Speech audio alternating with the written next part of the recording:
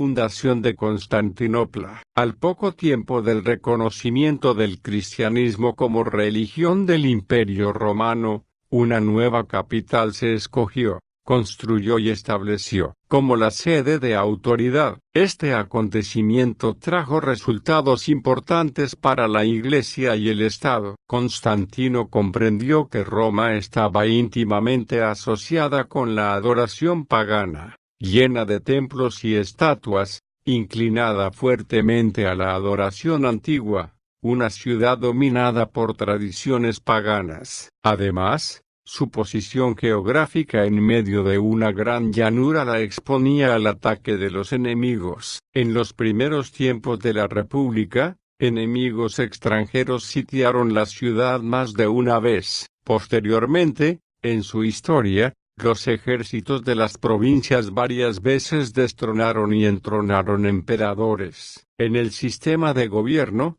organizado por Diocleciano y continuado por Constantino, no había lugar ni siquiera para una sombra de autoridad de parte del Senado romano. Los emperadores poseían ahora un poder ilimitado y Constantino deseaba una capital sin las trabas de las tradiciones, en especial bajo los auspicios de la nueva religión. Constantino demostró gran sabiduría en la elección de su nueva capital. Escogió la ciudad griega de Bizancio, que había existido por 1000 años, situada en el punto de contacto entre Europa y Asia. Aquí los continentes están separados por dos estrechos, Bósforo al norte y el Esponto, ahora Dardanelos, al sur. Juntos comprenden 96.561 kilómetros de longitud. Por lo general, menos de 1 kilómetro de ancho y en ninguna parte más de 6 kilómetros de ancho. La ubicación de la ciudad está muy fortificada por la naturaleza. En toda su historia de más de 25 siglos, rara vez la han tomado los enemigos, mientras que a su rival, Roma, la han vencido y saqueado muchas veces. Aquí Constantino fijó su capital y planeó la gran ciudad conocida universalmente por muchos años como Constantinopla, la ciudad de Constantino, pero ahora llamada oficialmente Estambul. En la nueva capital el emperador y el patriarca, que fue el título que recibió más tarde el obispo de Constantinopla, vivían en armonía. Se honraba y reverenciaba a la Iglesia, pero la autoridad del trono la eclipsaba. Por un lado, debido a la presencia y poder del emperador. Por otro lado, debido a la naturaleza sumisa y dócil de su gente, la Iglesia en el Imperio Oriental vino a ser fundamentalmente sierva del Estado, aunque a veces patriarcas como Juan Crisóstomo afirmaron su independencia. En la nueva capital no había templos para los ídolos, pero pronto se levantaron muchos. Al mayor de estos se le llamó Santa Sofía, sagrada sabiduría. Su construcción se debió a Constantino, pero después de su destrucción por incendio lo reconstruyó el emperador Justiniano, 537 después de Cristo. De un modo tan magnífico, que superó cualquier otro templo de su época, permaneció siendo la principal catedral del cristianismo durante 11 siglos, hasta 1453 después de Cristo, cuando los turcos tomaron la ciudad. Luego en un día la convirtieron en una mezquita y así ha permanecido hasta la actualidad. División del imperio. Después de fundada la nueva capital, vino la división del imperio. Las fronteras eran tan extensas y el peligro de invasión bárbara era tan inminente, que un solo emperador ya no podría proteger sus vastos dominios. Diocleciano comenzó la división de autoridad en 305 después de Cristo. Constantino también nombró emperadores asociados y en 375 después de Cristo. Teodosio completó la separación. Desde el tiempo de Teodosio el mundo romano se dividió en oriental y occidental, separados por el mar Adriático. Al imperio oriental se le denominaba griego y al occidental latino debido al idioma que prevalecía en cada uno de ellos. La división del imperio fue un presagio de la futura división de la Iglesia. Uno de los hechos más notables de la historia fue la rápida transformación de un vasto imperio de la religión pagana a la cristiana. Exteriormente, al principio del siglo IV, los antiguos dioses estaban atrincherados en la reverencia del mundo romano. Sin embargo, antes de comenzar el siglo V dejaron que los templos se arruinaran o transformaran en iglesias cristianas. Los sacrificios y las libaciones cesaron y, de profesión, el imperio romano se hizo cristiano. Veamos ahora cómo el paganismo cayó de su elevado sitial. Supresión del paganismo. Constantino era tolerante, tanto por temperamento como por motivos políticos. Aunque era enérgico en su reconocimiento de la religión cristiana, no sancionaba ningún sacrificio a las imágenes que antes se adoraban y puso fin a las ofrendas a la estatua del emperador. Sin embargo, favorecía la tolerancia de toda forma de religión y buscaba la conversión gradual de sus súbditos al cristianismo mediante la evangelización y no por coacción. Retuvo algunos de los títulos paganos del emperador, como el de Pontifex Maximus, Sumo Pontífice, un título que desde entonces retuvieron todos los papas. También continuó el sostén de las vírgenes vestales en Roma. Sin embargo, los sucesores de Constantino en el trono fueron intolerantes. La conversión de los paganos avanzaba con bastante rapidez, aún demasiado rápido para el bienestar de la Iglesia. Aún así, los primeros emperadores cristianos que sucedieron a Constantino procuraron acelerar el movimiento mediante una serie de leyes opresivas. Todas las donaciones que recibían los templos o los sacerdotes paganos, ya fueran donadas por el Estado o por los adoradores mismos, se confiscaron y en casi todo lugar se transfirieron a los templos. Se prohibieron los sacrificios y ritos de adoración y su observancia constituía una ofensa punible. No mucho después del reinado de Constantino, su hijo ordenó la pena de muerte y confiscación de todas las propiedades de los adoradores de ídolos. El paganismo, una generación antes de su eliminación final, tuvo unos cuantos mártires, aunque muy pocos en contraste con el número de mártires cristianos durante 200 años. También muchos de los templos se consagraron para la nueva fe, y después de algunos años se ordenó que se derribaran los que aún estaban en pie, a no ser que se necesitaran para la adoración cristiana. Se decretó una ley para que nadie escribiera ni hablara en contra de la religión cristiana, de modo que todos los libros de sus opositores deberían quemarse. Un resultado de este edicto fue que prácticamente todo nuestro conocimiento de las sectas herejes o anticristianas lo obtenemos de libros escritos en contra de las mismas. La puesta en vigor de estas leyes represivas variaba mucho en las diversas partes del imperio. Sin embargo, su efecto fue que el paganismo quedó exterminado en el curso de 3 o 4 generaciones. Cuando el largo conflicto del cristianismo con el paganismo estaba terminando en victoria, surgió una nueva lucha, una guerra civil en el campo del pensamiento, una serie de controversias dentro de la Iglesia sobre sus doctrinas. Mientras que la Iglesia luchaba por su propia existencia en contra de la persecución, permaneció unida, aunque se escuchaban rumores de disensión doctrinal. Pero cuando la Iglesia no solo se vio libre de peligros, sino que también dominaba, se levantaron acalorados debates acerca de sus doctrinas que estremecían sus mismos cimientos. Durante este período se llevaron a cabo 3 grandes controversias, además de muchas otras de menor importancia. Para decidir estas cuestiones se convocaban concilios de toda la Iglesia. En estos concilios solo los obispos tenían voto. El resto de los clérigos y laicos se debían someter a sus decisiones. Controversias y concilios. La primera controversia surgió sobre la doctrina de la Trinidad,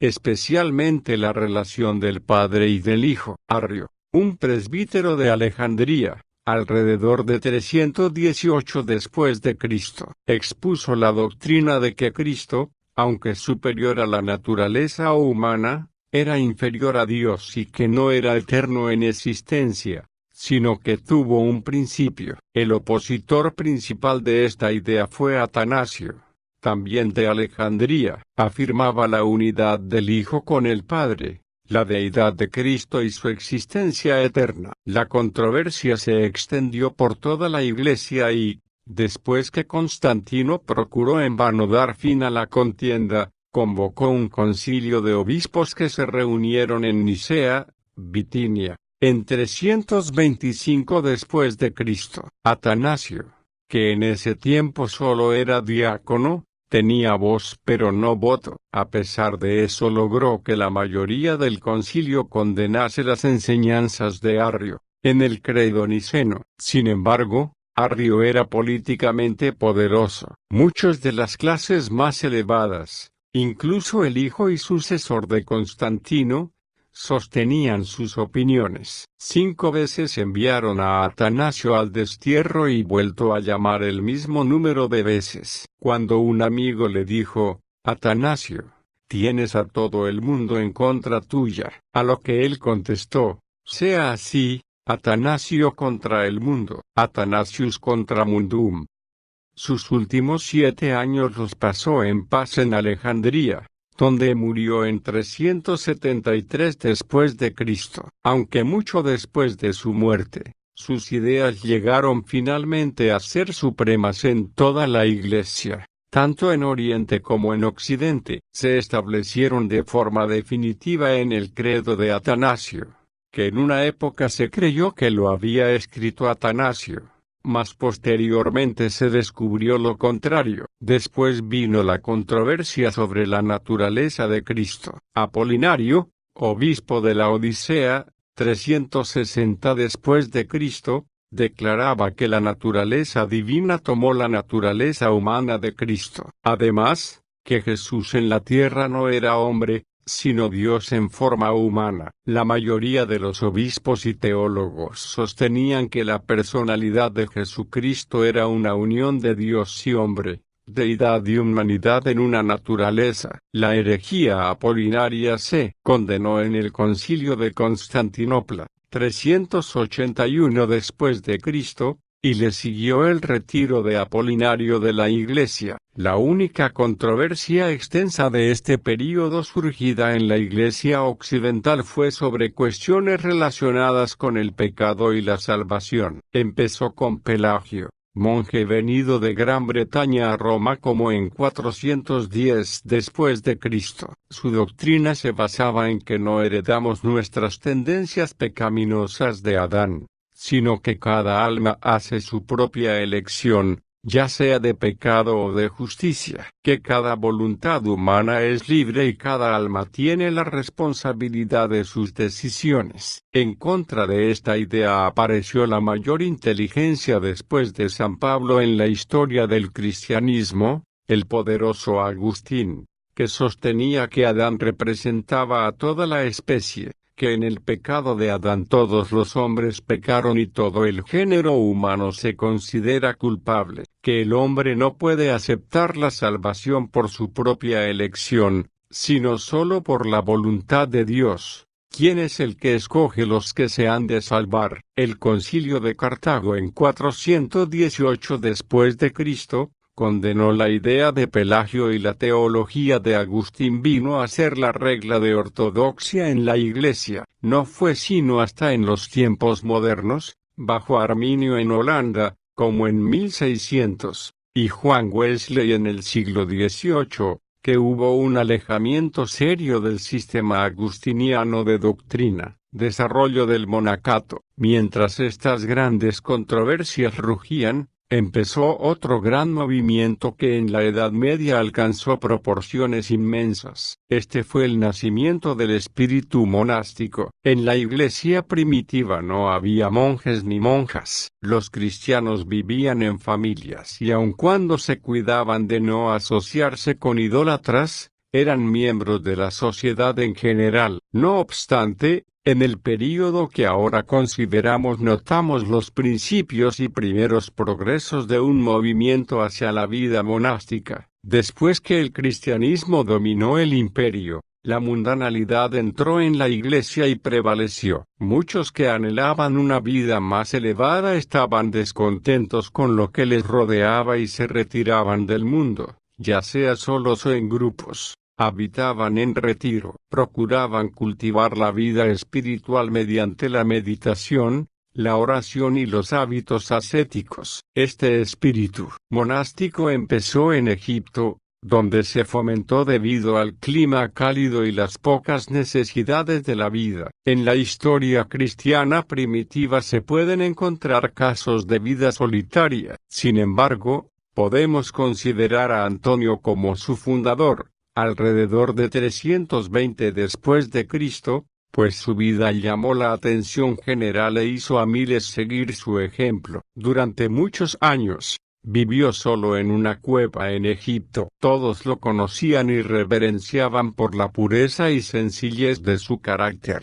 Multitudes siguieron su ejemplo y las cuevas del norte de Egipto se llenaron de sus discípulos. A estos se les llamaba anacoretas, que viene de una palabra que significa retiro. A los que formaban comunidades se les llamaban cenobitas. Desde Egipto este espíritu se esparció por la Iglesia oriental, donde un sinnúmero de personas adoptaron la vida monástica. Una forma peculiar de ascetismo la adoptaron los santos de los pilares. El primero de ellos fue un monje sirio, Simón, apodado del Pilar. Salió del monasterio en 423 después de Cristo y construyó varios pilares en sucesión. Cada vez los erigía más alto hasta que el último llegó a medir 60 pies de altura y 4 de ancho. En estos pilares vivió durante 37 años. Miles siguieron su ejemplo y Siria tuvo muchos santos de los pilares o columnas entre los siglos V y XII. Sin embargo, esta forma de vida nunca tuvo seguidores en Europa. El movimiento monástico en Europa se esparció más despacio que en Asia y África. La vida solitaria e individual del asceta pronto trajo como resultado en Europa el establecimiento de monasterios, donde el trabajo estaba unido a la oración. La ley de Benedicto, que fue la que más se usó para organizar y dirigir los monasterios de Occidente, se promulgó en 529 después de Cristo. El espíritu monástico se desarrolló en la Edad Media y lo veremos de nuevo en la historia. Desarrollo del poder en la Iglesia romana. Hemos visto que Constantinopla desplazó a la ciudad de Roma como la capital del mundo. Ahora veremos a Roma afirmando su derecho de ser la capital de la Iglesia. A través de todo este período, la Iglesia en Roma ganaba prestigio y poder. El obispo de Roma, ahora llamado Papa, reclamaba el trono de autoridad sobre todo el mundo cristiano. Quería que se le reconociera como cabeza de la Iglesia en toda Europa al oeste del mar Adriático. Este desarrollo aún no había alcanzado la presuntuosa demanda de poder sobre el Estado y la Iglesia, que se manifestó en la Edad Media. Sin embargo, se inclinaba con fuerza hacia esa dirección. Veamos algunas de las causas que fomentaron este movimiento. La semejanza de la Iglesia con el imperio como una organización fortalecía la tendencia hacia el nombramiento de un jefe. En un estado gobernado no por autoridades elegidas sino por una autocracia, donde un emperador gobernaba con poder absoluto, era natural que la Iglesia se gobernara de la misma manera, por un jefe. En todas partes los obispos gobernaban las iglesias, pero la pregunta surgía constantemente, ¿quién gobernaría a los obispos? ¿Qué obispo debía ejercer en la Iglesia la autoridad que el emperador ejercía en el imperio? Los obispos que presidían en ciertas ciudades pronto llegaron a llamarlos metropolitanos y después patriarcas. Había patriarcas en Jerusalén, Antioquía, Alejandría, Constantinopla y Roma. El obispo de Roma se adjudicó el título de papá, padre. Después se modificó a papa. Entre estos 5 patriarcas había frecuentes disputas por la prioridad y supremacía. Sin embargo, la cuestión al final se limitó a escoger entre el patriarca de Constantinopla y el papa de Roma como cabeza de la Iglesia. Roma reclamaba para sí autoridad apostólica. Era la única iglesia que decía poder mencionar a 2 apóstoles como sus fundadores y estos, los mayores de todos los apóstoles, San Pedro y San Pablo. Surgió la tradición de que Pedro fue el primer obispo de Roma. Como obispo, Pedro debería haber sido papa. Se suponía que en el primer siglo el título obispo significaba lo mismo que en el siglo IV, un gobernante sobre el clero y la iglesia. Por tanto, Pedro, como el principal de los apóstoles, debe haber poseído autoridad sobre toda la Iglesia. Se citaban 2 textos en los Evangelios como prueba de esta afirmación. Uno de estos puede verse ahora escrito en letras gigantescas en latín alrededor de la cúpula de la iglesia de San Pedro en Roma. Tú eres Pedro, y sobre esta piedra edificaré mi iglesia. El otro es: apacienta mis ovejas. Se arguía que Pedro fue la primera cabeza de la Iglesia. Entonces sus sucesores,